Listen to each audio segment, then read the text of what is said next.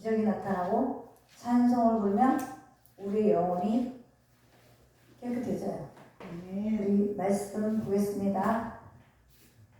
야고보서 5장 1절로 6절까지 보겠습니다.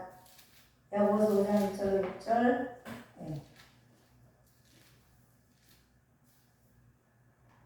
한 목소리로 함께 봉독하겠습니다. 시작. 들으라 무한자들아, 너희에게 임할 고생을 인하여 울고 통곡하라. 너희 재물은 썩었고 너희 옷은 젖먹었으며 너희 금가오는 녹이 슬었으니 이 녹이 너희에게 증거가 되며 불같이 너희 살을 먹으리라. 너희가 말세에 재물을 쌓았도다. 보라, 너희 밭에 추수한 품꾼에게 주지 아니한 싹이 소리 지르며 추수하는 자의 우는 소리가 만군의 주의 귀에 들렸느니라. 너희가 땅에서 사치하고 연락하여 도살의 날에 너희 마음을 살찌게 하였도다. 너희가 우는 자를 정죄하였도다. 또 죽였도다. 그는 너희에게 대항하지 아니하였느니라. 아멘. 오직 예수. 오직 예수. 야고보서 이제 5장 마지막 장입니다. 5장. 이 마지막 장을 시작을 하면서 이제 지난 수요일 날 우리가 어떤 말씀을 했어요? 4장 마지막 절. 4장 마지막 절에서 뭐라고 얘기했어요? 세상과 짝하며 비방하고 판단하고 허탄한 생각을 하는 자들을 강력하게 경고했죠. 그러면서 세상에서 인생의 성공을 꿈꾸는 자에 대해서 허탄한 것, 그런 것들에 대해서 얘기를 했고, 자, 오늘 본문 5장 1절로 6절까지는 제목을 함께 합니다. 재림 때 울고 통곡할 부자들. 재림 때 울고 통곡할 부자들. 자, 이제 요즘에는요, 재림 설교를 안 할 수가 없어요. 가을은 추수의 계절입니다. 그렇죠? 한 해 동안 지금 결과물을 수확하는 계절. 추수 때마다 농부들의 마음은 언제나 두갈래길이에요. 두갈래길. 풍년인 사람의 마음은 잔치집이요, 흉년을 맞은 사람의 집은 초상집입니다. 농부는 추수 때에 절대로 쭉정이를 거둬들이지 않습니다. 그렇죠? 예수님께서도 마찬가지입니다. 예수님께서 분명히 사도행전에 1장 11절에 말씀을 했어요. 가로되 갈릴리 사람들아, 어찌하여 서서 하늘을 쳐다보느냐? 너희 가운데서 하늘로 올리오시니 예수는 하늘로 가심을 본 그대로 오시리라 하였느니라 라고 재림을 약속하셨습니다. 예수님께서 왜 다시 오실까요? 예수님께서 다시 오시는 목적은 딱 하나입니다. 알곡을 추수하러 오는 거예요. 알곡을 추수하러 온다는 걸 반드시 기억해야 됩니다. 그래서 계시록 14장 16절에 보면은 구름 위에 앉으시니가 낫을 휘두르매 땅에 휘둘렀는데 땅의 곡식이 거두어지고 알곡과 쭉정이가 갈라졌다고 말합니다. 우리는 모두 예수님의 일꾼으로 부름을 받아서 지금까지 좁은 길을 걸어왔습니다. 이미 여러분들이 제가 하늘로 가는 좁은 길에 들어섰다면 이제는 후회도 하지 말고 낙심도 하지 말아야 됩니다. 그리고 뒤를 돌아보지도 말고 십자가만 바라보고 의지하고 앞길로 전진해 나가야 됩니다. 그렇죠? 그런데 재림 때 울고 통곡할 부자들. 자, 재림하실 때 우리 이름이 불려져야 되는데 우리 이름이 불려지지 않으면 우리는 대성 통곡할 수밖에 없습니다. 그런데 자, 재림 때 울고 통곡할 부자들은 어떤 사람인가 보니까 4절을 볼게요. 4절을 보니까 거기에 너희가 말세에 재물을 쌓았도다 이렇게 기록도 있어요. 야고보서 5장은요, 총 내용은 부자들에 대한 경고입니다.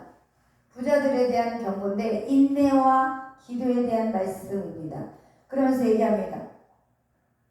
부자들아, 너희에게 임할 고생을 인해서 울고 통곡해라. 울고 통곡해라. 너희 재물은 썩었고 너희 옷은 좀 먹었다 라고 합니다. 그리고서 이어서 금과 은도 녹이 슬었고 그 녹이 너희에게 증거가 된다. 그래서 그 녹이 불같이 너희 살을 먹으리라 얘기합니다. 이 이유가 말세에 재물을 쌓았다고 합니다. 근데 말세라고 하면 마지막 때를 말을 하는데, 다시 한번 말씀드리지만 추수 때는 반드시 알곡과 쭉정이를 가르는 때입니다. 예수님이 거의 오실 때가 다 된 시점이라고 볼 수 있어요. 지금 마침 가을이잖아요. 이제 가을에 열매가 익어가고 조금 있으면 이제 추수, 이미 농부들은 추수를 시작했어요. 이른 벼들, 또 밤들, 알곡들 떨어지기도 하고 이래요. 근데 어때요? 세상에 부유한 자가 지옥 가고 세상에 가난한 자가 천국 간다는 말은 아니죠. 이 말은 돈이 많고 적음이 아니라 내 마음속에 하나님의 성령으로, 하나님 말씀으로 가득 차야 되는데, 세상 것으로 가득 차고 세상 의지, 내 욕심, 내 의지 이런 것들로 가득 차 있으면 그것이 우리 마음에 쌓은, 말세에 쌓은 부자라고 얘기합니다. 마지막 때 주님이 오실 때가 다 된 이때에 우리가 지식을 가졌다면 지식을 흘려보내고, 하나님에게 은혜를 받았다면 은혜를 흘려보내고, 이렇게 모아두지 말고 고여두지 말고 흘려버려야 된다는 거예요. 돈도 마찬가지예요. 돈도 하나님이 풍성하게 주셨다면 이웃을 위해서도, 나보다 가난한 자들 위해서도 이렇게 좀 쓸 줄 알아야 된다. 그러니까 다른 면에서 말하자면 하나님께 받은 은혜를 흘려보내지 않는 것 또한 이것을 악한 부자라고 할 수 있어요. 악한 부자. 그러니까 하나님의 관심이 어디냐가 제일 중요해요. 여러분, 하나님의 관심은 어디예요? 하나님의 관심은 항상 어디에 있어요? 우리의 심령. 우리의 심령. 우리가 부자고 돈이 많고 적고 은행에 돈이 수십억을 쌓였고 집이 몇 채인 거 관심 없어요. 그냥 우리의 마음 속에 있다는 것을 잊지 말아야 돼요. 그런데 사람들 앞에서 예를 들어서 아우 저 사람은 법이 없이도 살아 라고 인정을 받았다 할지라도 그 사람의 속마음은 아무도 몰라요. 그렇죠? 겉으로 아무리 선한 사람일지라도 그 속마음은 엄청난 악인일 수가 있어요. 그런데 우리 사람은 분별하지 못하지만 하나님은 그 중심을 보신다고 말씀을 하셨습니다. 그래서 외부적 부분이 아닌 내적 부분이, 하나님이 지금 말하는 재림 때 울고 통곡할 부자들아, 너희 부자들아 울고 통곡해라, 이 말의 주인공은 내적 부유를 쌓은 자, 내적 부유. 그러니까 세상적으로 하나님이 충만하지 않고 하나님을 알지 못하고 내적으로 세상적으로 욕심을 가지고 부유한 자, 그런 사람을 얘기하는 거예요. 그래서 누가복음 6장 45절에 보니 선한 사람은 마음에 쌓은 선에서 선을 내고 악한 자는 그 쌓은 악에서 악을 내니 이는 마음에 가득한 것을 입으로 말한다. 사람을 상대해 보면 그 사람을 대충 영적으로 파악할 수 있어요. 그죠? 매일매일 육신적인 자랑만 하는 사람, 매일매일 돈 자랑만 하는 사람. 그런데 어떤 사람은 매일매일 오늘도 하나님 앞에 감사하는 얘기, 오늘 하나님이 어떻게 나에게 이렇게 은혜를 주셨다라고 하는 얘기, 아이고 오늘 요번에 우리 목사님 설교에서 은혜 받았다고 하는 얘기, 이런 얘기들을 하면 그 사람은 하나님 안에 인정받는 사람이다.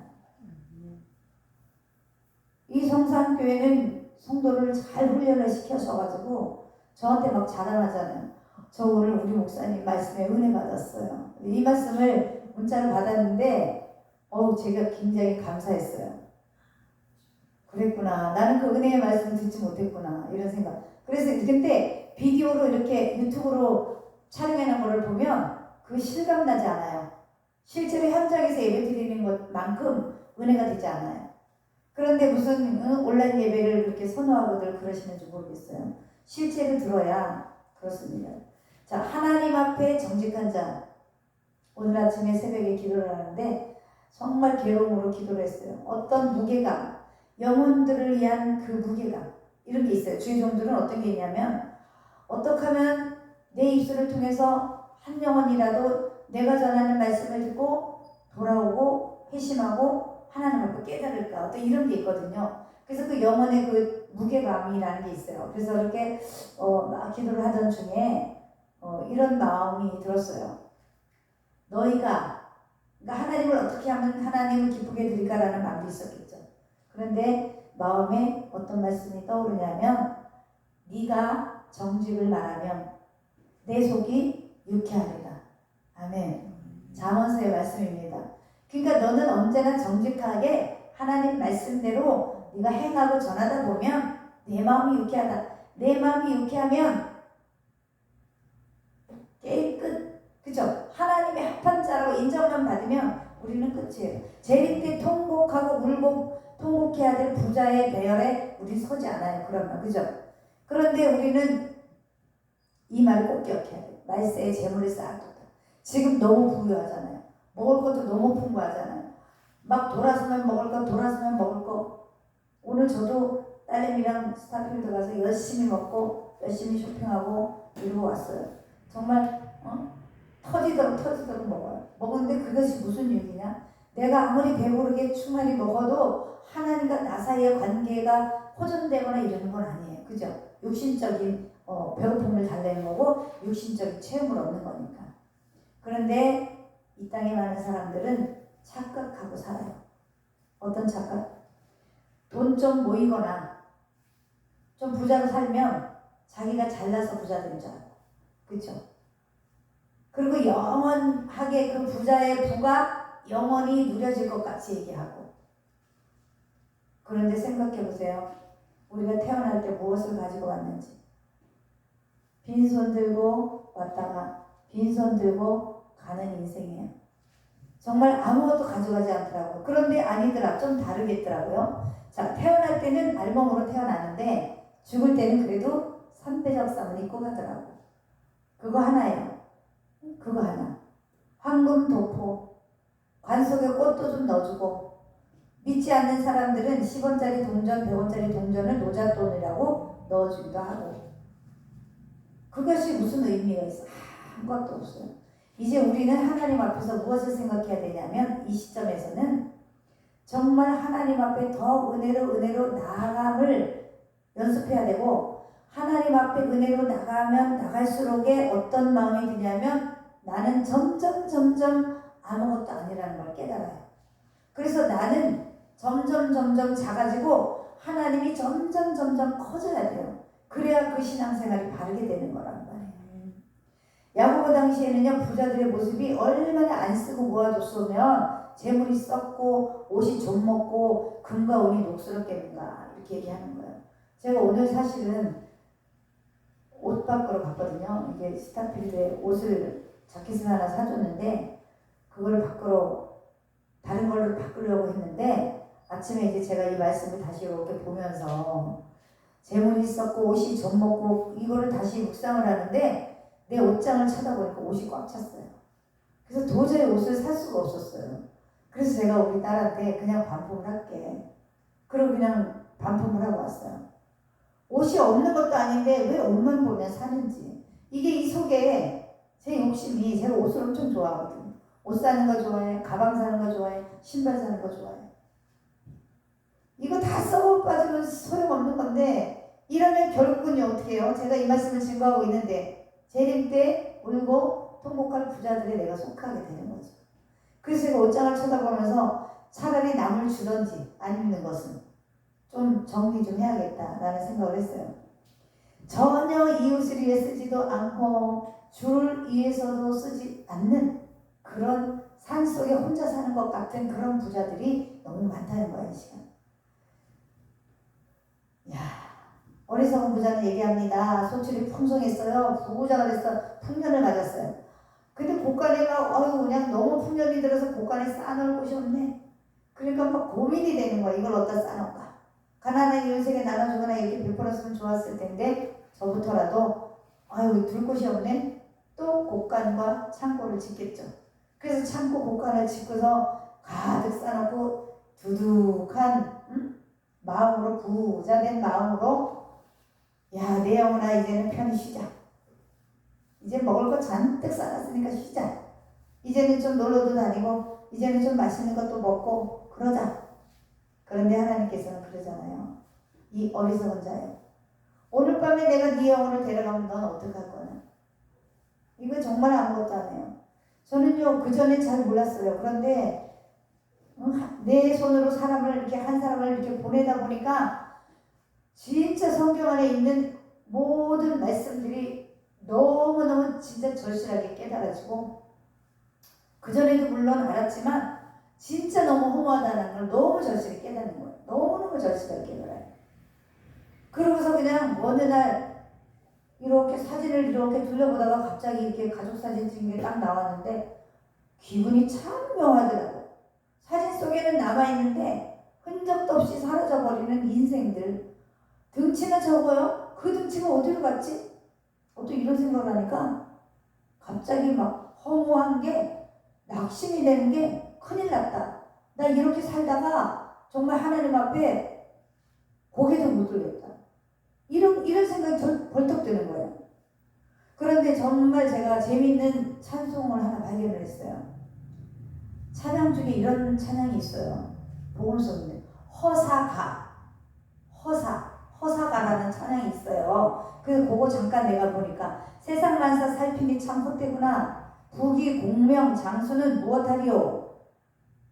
고대 관심 높은 집, 고대 광실의 높은 집, 문전 옥탑도 우리 한번 죽으면 일장 춘몽이로구나. 이런 찬양이 있더라고요. 허사가라는 게 있어요. 그 김삼도 목사님이라는 분이 이것을 불렀는데 정말 허무한 거예요. 그런데 우리는 재림 때 통곡할 부자들에게 이 허망한 인생인데도 불구하고 열심히 재물을 쌓고 모으고 그리고 내 걸 소유하고 남에게 주지 않으려고 그러고 그러잖아요. 성경에도 보면은 나오죠. 바나바와 도르가. 이 사람은 가난한 자를 위하여 재물을 사용한 사람들. 그런데 아나니아와 삽비라는 온전히 드리지도 못하고 제대로 써보지도 못하고 죽어버려. 그러니까 분명해야 된다는 거야. 하나님 것은 하나님 것, 내 것은 내 것, 세금은 세금. 정확히 이 나라 세금도 잘 내야 돼요. 그래야 하나님이 인정해줘요. 근데 세금 안 내는 사람, 부자들이요, 세금 떼먹는 사람 엄청 많아요. 근데 그러면 안 된다는 거예요. 자, 재림 때 울고 통곡할 부자들. 두 번째, 추수한 품꾼에게 품삯을 주지 않는 자들이다. 4절 보니까 또 있죠? 4절. 보라, 너희 밭에 추수한 품꾼에게 주지 아니한 싹시 소리를 지른다. 추수한 자의 우는 소리가 만군의 주에 들렸다. 제가 요즘 들어서 주의 종들을 많이 생각해보고 이렇게 몇 분을 만날 때, 교제를 해볼 때 은사자들에 대해서 다시 한번 말씀에 비춰서 생각을 해보는 시간을 가졌어요. 한 주간. 은사자들이 하나님이 분명히 거저 주었으니 거저 받았으니 거저 주라고 말을 했는데 은사를 받은 사람이 기도를 해주고 돈을 얼마를 내라 이러는 걸 제가 봤거든요. 그런데 성경 말씀에 그대로 갖다가 붙여서 그럴싸하게 얘기하면서 그렇게 얘기를 하니까 정말로 믿음이 연약한 사람들은 다 따라서 하더란 말이에요. 그래서 제가 정말 이거 어떻게 돼야 걸까? 저걸 어떻게 해야 되지? 제가 아는 분이라서 그래서 제가 오늘 아침에 눈을 뜨자마자 쫙 장문의 문자를 보냈습니다. 목사님, 정말 귀한 은사로 여러분에게 여러 사람에게 유익을 끼쳐주시고 그런 것은 참 좋은데 제가 볼 때는 그것은 조금 아니라는 생각이 들어서 목사님이 어떤 근거로 그렇게 헌금을 요구하시는지 모르겠으나 그분이 너무너무 어려운 사람인데 그렇게 헌금을 요구한 것에 대해서 제가 너무 괴로워서 잠을 잘 수가 없었습니다. 과부의 두렵돈, 그것은 그 과부지요. 성경에 있는 과부랑 현재 있는 우리들의 과부는 다릅니다. 그러면 사렙다 과부요? 사렙다 과부는요, 빚은 없었어요. 그냥 밀가루통에 밀가루 하나 있는 거 반죽해서 주의 종에 먹이는 거 드릴 수 있습니다. 그러니까 제 생각에는 받으신 예물을 돌려주시면 감사하겠습니다. 이렇게 문자를 넣었어요. 그랬더니 한 몇 시간 답장이 없으시더니 문자가 왔습니다. 지혜롭고 똑똑하신 목사님, 그렇게 하지요. 알려주셔서 감사합니다. 이렇게 왔어요. 이 말씀을 드려야 할까 말아야 할까 얼마나 깊이 고민을 하고 기도를 했는지 몰라요. 우리는 하나님을 인식을 해야 돼. 하나님을 인식해야 돼요. 내가 무슨 말을 할 때 하나님이 나를 지켜보고 있다는 거, 하나님이 다 듣고 계시다는 거, 그것을 꼭 기억해야 된다. 물론 이렇게 모세가 명한 예물을 드리라고 했기 때문에 당연히 드려야죠. 근데 드리는 것 외에 다른 것을 명목을 잡아서 뭉칫돈을 요구하는 것은 절대로 그것은 아니다고 저는 보거든요. 그것도 이제 여력이 되는 사람이면 괜찮은데 정말 없는 사람에게, 정말 없는 사람을, 바보 같은 사람을 이용해 먹으면 안 된다 이 말이죠. 그러면 반드시 울며 통곡할 부자들에 속한다는 거죠. 당시 가난한 일꾼들, 자, 가난한 일꾼이 뭐예요? 가난한 심령을 말하는 거거든요. 심령. 그래서 오히려 기도하고 말씀 보고 열심히 가르치고 헌신하고 그 교회에서 헌신하고 봉사를 했는데 불구하고 오히려 이렇게 칭찬해주고 이러지 않고 오히려 그렇게 하면 그 교회 성도들 남아있는 사람이 몇이나 있겠습니까? 이제 이렇게 정말 어려운 얘기를 했어요. 그러면서 제가 이런 말을 했다고 또 나를 막 또 그러면 어떡하나 고민하고 했는데 기도를 며칠을 하고서 했더니 그래도 잘 받아들여져서 너무 감사했습니다. 그러니 그 교회들도 이제는 그러지 않겠죠. 그러니 얼마나 귀한 일을 했나 내가 생각해요. 그런데 그것은 뭐 때문에? 하나님이 두려워서 한 거죠. 하나님. 그래서 공공하고 빈궁한 품꾼은 언제든지 우리 이 주변에 성문에 이런 데 있을 때는 외면하지 말고 좀 도와주라는 얘기예요. 도와주라는. 특별히 지난번에도 말했지만 이거 한 번 했잖아요. 우리가 야고보서. 그럴 때도 얘기했잖아요. 일꾼이 삭슬 그 품삯을 바라보고서 정말 주는 힘을 다해서 열심히 일을 해주는데 그것을 주지 않을 때 그 비참함과 그 좌절감은 말도 못해요. 저도 예전에 정말 아가씨 때 어디 가서 일을 하는데 3, 4개월 동안 월급을 못 받았어요. 그래가지고 방을 얻어서 자취를 하는데 거의 영양실조가 걸려가지고 정말 차비. 근데 집에를 가면 그 돈까지 못 받을 것 같아서 버티고 물만 먹고 정말 대충 먹고 3개월을 버텼거든요.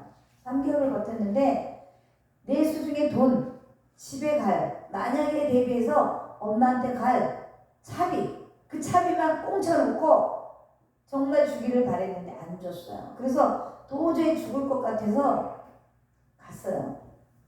기차를 타러. 거기가 북가자역입니다. 북가자역. 거기에서 기차를 타고 집에를 가려고 가는데 너무너무 어지러워서 제가 들어가는 입구에 모래함이 있어요. 이렇게 담배 꽁초도 버리고 막 이러는. 거기에 그냥 쓰러졌어요. 그냥 하늘에 그냥 노란 게 막 쓰러졌어요. 그래가지고 나중에 한참 있다가 눈을 뜨는데 시원한, 그러니까 진땀이 팍 나면서 쓰러졌는데 아무 사람도 나를 거들떠보지도 않는 거예요. 제가 쓰레기통 옆에 쓰러져 있었다니까. 아가씨가. 그 19살짜리, 20살짜리 아가씨가. 응? 그런데 눈을 뜨고 바람이 불어서 잠이 깼어요. 이게 쓰러지게 정신이 차리고 보니까 얼마나 쓰러져 있는지를 모르는 거야. 사람들은 계속 왔다 갔다. 그 당시에도 그랬단 말이에요. 제가 예수님을 믿기 전이잖아요, 벌써. 제가 36에 예수님을 만났으니까 그때가 20살 때니까. 그래서 간신히 일어나서 표를 끄는데 표가 자리가 또 없어. 입석표밖에 없는 거예요. 그래서 입석표고 서가지고 쓰러지려고 난리를 치고 이를 악물고 하니까 옆에 있는 좌석에 있는 할아버지가 아가씨 여기 앉아. 그래서 괜찮습니다. 이랬더니 그러다 사람 죽겠어. 앉아서 가. 이래서 그 할아버지가 서서 이렇게 간 거예요. 그런데 이 얘기를 제가 왜 해요? 제가 하나님을 믿지 않았는데도 어느 날 은혜 받아갖고 막 기도하면서 회개를 하는데 그 장면을 쫙 보여주시는 거예요. 그러면서 그때 내가 너를 일으켰다. 이렇게 얘기하는 거예요. 그러니까 성령이 바람으로 나를 깨우신 거예요. 일으킨 거예요. 그러면서 그때 성령께서 내가 너를 그때 일으켰다. 이렇게 말씀하시는 거예요. 그 소리를 들으니까 제가 하나님 안에 얼마나 은혜가 돼서 얼마나 울고불고 했는지 몰라요. 믿지 않을 때도 다 보고 계신단 말이에요. 다 보고 계셔. 그럼 내 돈을 떼어먹은 그 사람이 온전했을까요? 안 온전했어요. 안 온전했어. 믿지 않는 사람의 돈을 떼먹어도 하나님 분명히 그렇게 하는데 믿는 사람을 골탕 먹이면 더하죠. 그걸 모른다니까요. 재림 때 울고 통곡할 부자 속에 자기가 속한지를 모르는 거예요. 그 사람은. 그러니까 하나님이 다 보고 계신 거야. 그래서 그 보고 계셨다는 그 말에 얼마나 눈물이 나고 감사하던지. 정말 바람이요 확 부는데 너무 차가웠었겠어요. 땀을 퍽 흘려가지고, 그때가 여름인데 퍽 흘려가지고 그 옆에 쓰러졌는데 눈을 떠보니까 그 모래통 옆에 모래통이 노란색이었어요. 그 옆에 내가 나시를 잘 입고 다녔거든요. 이렇게. 그 이쁜 아가씨가 쓰러지는데 한 사람도 들다보는 사람이 없는 거예요. 그때나 지금이나 다를 바가 없어요. 하나님을 제가 어찌 없다고 얘기하겠어요. 저의 인생 속에서는 믿을 때나 믿지 않을 때나 하나님의 간섭하심이 너무 많았던 거예요. 죽을 고비가 너무 많았던 거예요. 너무 많았던 거예요. 그런데 그것을 몰랐는데 나중에 은혜 받고 나서 하나님 자녀로 부르심 받고 주의 종으로 부르심 받고 나서 기도를 하는데 그것을 다 그대로 장면을 영화 장면처럼 떠올려 주시면서 그때 그렇게 했다. 그렇게 얘기하시는 거예요. 그러니까 우리는 말을 할 때 항상 생각 없이 말하지 말아야 돼요. 이 말을 할 때 하나님이 뭐라고 할까? 이 말을 할 때 하나님이 다 보고 계시겠지? 내가 이 행동을 할 때 하나님이 보고 계시겠지? 이거를 꼭 봐야 된다는 거예요. 그렇다고 해서 일거수일투족을 막 두려워서 말 못하고 이러라는 게 아니라. 자, 말라기서 3장 5절을 보면 하나님이요 내가 심판하러 너희에게 임할 것이다 라고 합니다. 그러니까 술수를 쓰는 자, 뭐 가늠하는 자, 거짓 맹세하는 자. 가늠하는 자는 뭐라고 해요? 남녀 가늠 그걸 얘기하는 게 아니에요. 성경에는 남녀 가늠, 남녀라 어쩌고 저쩌고 뭐 해서 그런 게 아니라 내로남불 뭐 이런 얘기하는 게 아니라 가늠은 성경에서 가늠은 하나님보다 다른 걸 더 믿는 걸 가늠이라고. 하나님 말고 다른 것을 의지하고 다른 것을 쫓아가는 거. 그것을 우상숭배라고도 하고 가늠이라고도 합니다. 그러니까 품꾼의 싹스에 대해서 오락해 하는 자, 특별히 과부나 고아를 그렇게 하고 나그네 집 없는 자, 가난한 자들을 하나님을 경외치 않는 자라고 핍박하고 이러면 안 된다. 그리고 이런 사람들을 외면하는 사람들은 하나님을 경외하는 자라고 안 해요.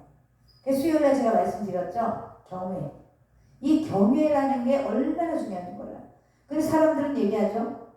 뭔 일이 있으면 어떤 사람 얘기해요. 3, 4대의 저주. 조상에 흐르는 저주 때문에 그래. 조상에 흐르는 DNA 때문에 그렇다. 이렇게 얘기하거든요. 그래서 저는 그게 반대. 물론 그런 게 있을 수 있겠지만 제 개인적인 입장에는 반대. 왜냐하면 하나님께서 분명히 성경에 에레미야서 2장 9절에 너희가 하나님을 경외하지 않았기 때문에 고통이고 그게 악이다. 그래서 너희들이 힘들다. 이렇게 얘기를 했기 때문에. 그러니까 하나님을 경외하는 것은요. 굉장히 중요하다는 거예요.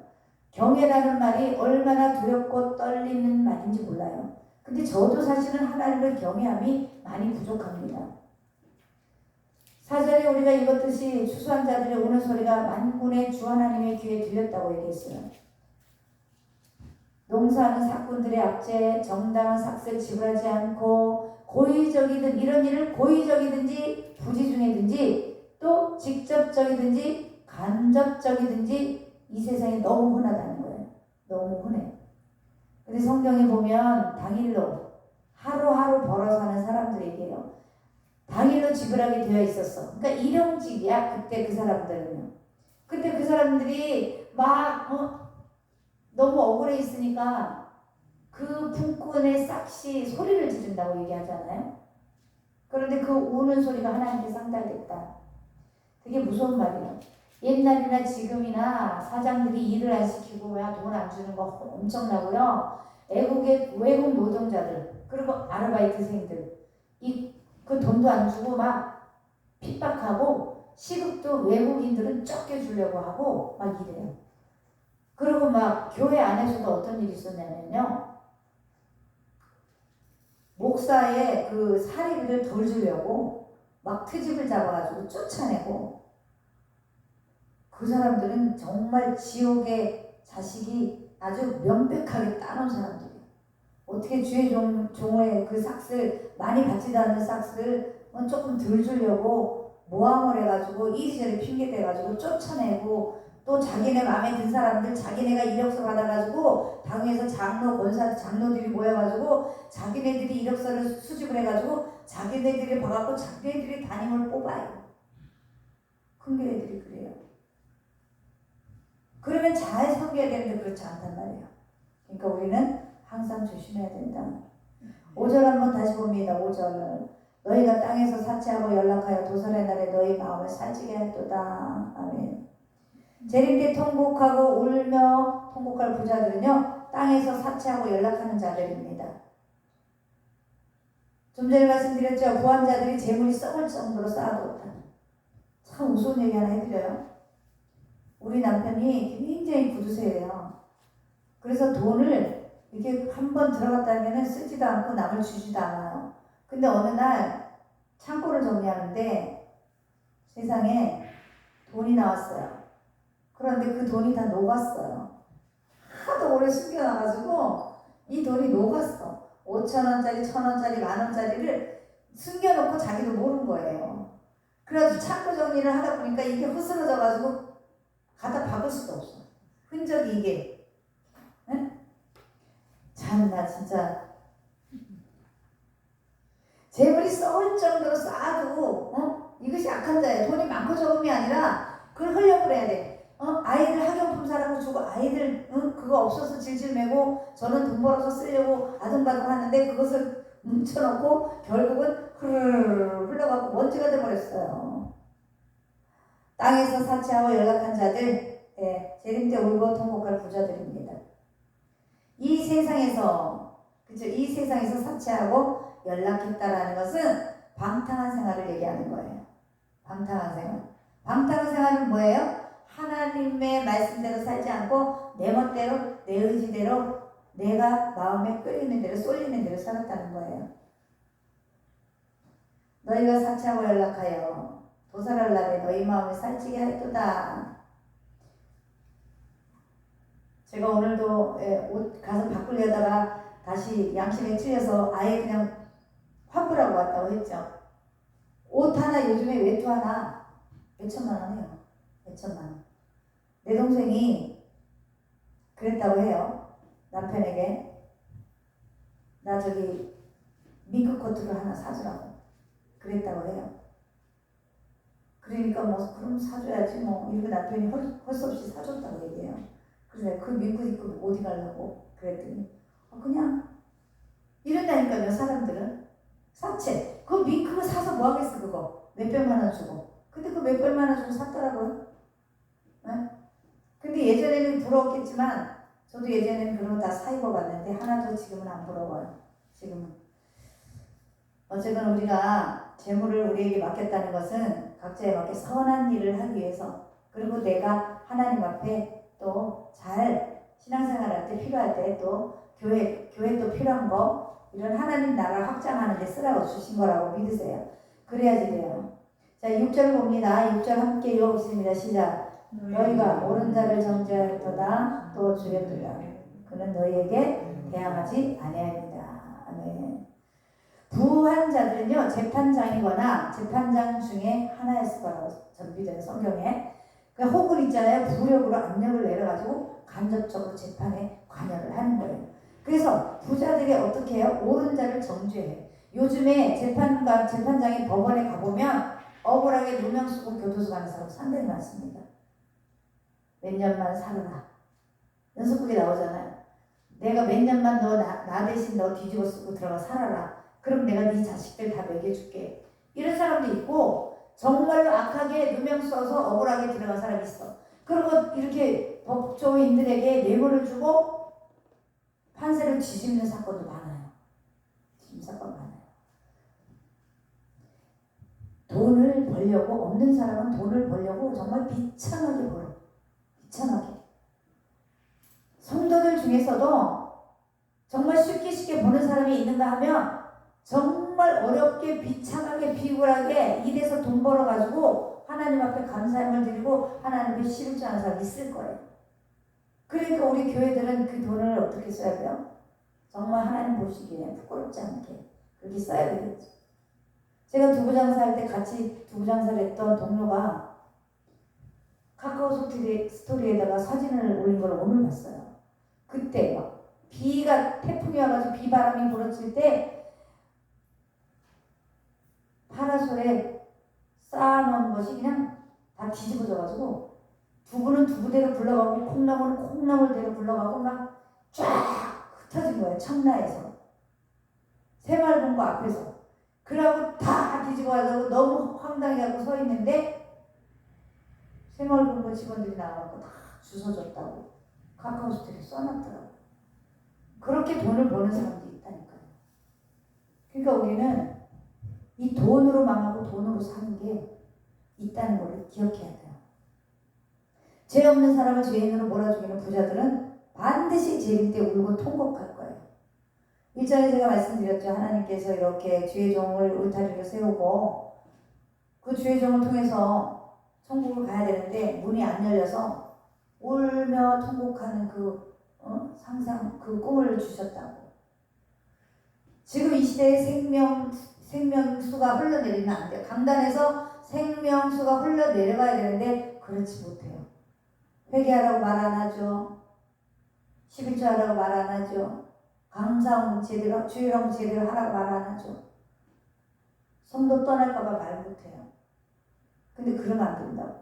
그런데 성산교회 우리 권사님이 은혜 받았다고 얘기하니까 그거 얼마나 감사해요. 제가 섬기는 같이 동역하는 교회에서 그 담임 목사님이 그 설교에 생수를 흘려보내서 그 심령에 은혜를 끼쳤다는 거 이건 놀라운 일이거든요. 이건 놀라운 일입니다.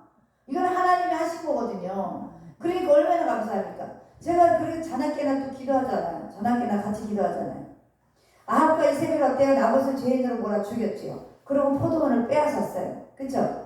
나봇은 10조의 유업으로 그거 얻은 거야. 조상한테 물려받은 땅인데 그걸 가지고 그냥 뺏어갖고 나물밭 한다고 뺏는 거야. 그 조상에게 물려받은 땅을. 안 된다고 했더니 결국 모함에서 죽이고 그 땅을 뺏었잖아요. 이런 사람들 반드시 울며 통곡할 부자들이에요. 우리 이렇게 야고보서를 가는 동안에 이렇게 동안에 자 훌쩍 지나가서 잘 몰라요. 그러니까 권사님은 있는 거 책 갖다가 보시면 더 은혜가 될 것 같아요. 오늘 재림 때 울고 통곡할 부자들 잘 기억하셨다가 나는 이 반열에 서지 않도록 예수님 이름으로 축원합니다. 말씀 마치고 우리 찬양하며 기도하겠습니다.